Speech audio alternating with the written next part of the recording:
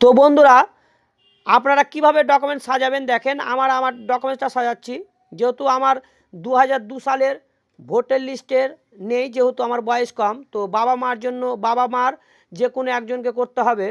তো যাদের বাবা বেঁচে আছে বা বাবাদের লিঙ্কেজ করিয়েছে, এবং যাদের বাবা নেই মাকে আমি লিঙ্কেজ করিয়েছি। হ্যাঁ, তো আমার যেহেতু বাবা 2002 সালের আগেই মারা গেছে, তো আমি মায়ের লিঙ্কেজ করিয়েছি। তো কি কি ডকুমেন্টস রেডি রাখবেন, আমার 30 তারিখে হিয়ারিং রয়েছে।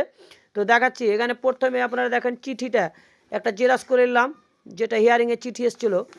তারপরে এখানে যেটা বিওলোকে দিয়েছিলাম সেটার এসআইয়ের ফর্ম, সেটাও জেরক্স করে নিলাম। তারপরে আপনারা দেখতে পাচ্ছেন আমার মায়ের 2002 সালে ভোটার লিস্টে যেটা নাম রয়েছে সেটা দিয়ে দিলাম। তারপরে আপনারা দেখতে পাবেন আমার মায়ের ভোটার কার্ডের জেরক্স দিয়ে দেবো আমার মায়ের, এই যে দেখতে পাচ্ছেন। তারপর দিয়ে দিলাম দুটো ভোটার কার্ড দিলাম, মানে পুরনোটাও দিলাম এবং নতুনটাও দিলাম।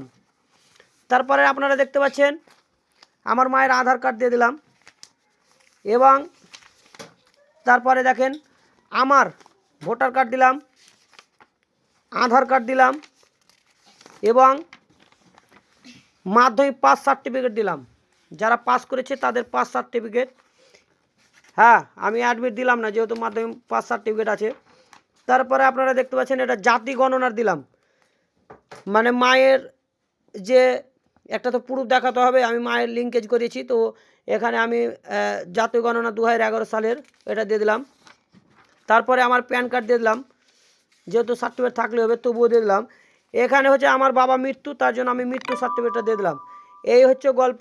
তো যারা যারা এখনও সাজাননি কী কী দিতে হয়, আপনারা ভিডিওটা শেয়ার করে দেন এবং প্রত্যেকে জানার সুযোগ করে দেন।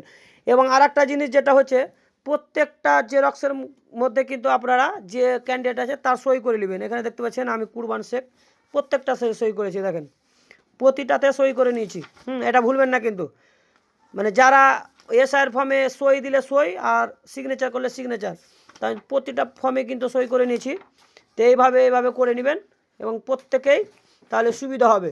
এবার আমি এটা করে নিয়েছি, আপনারাও এইভাবে করে নেবেন।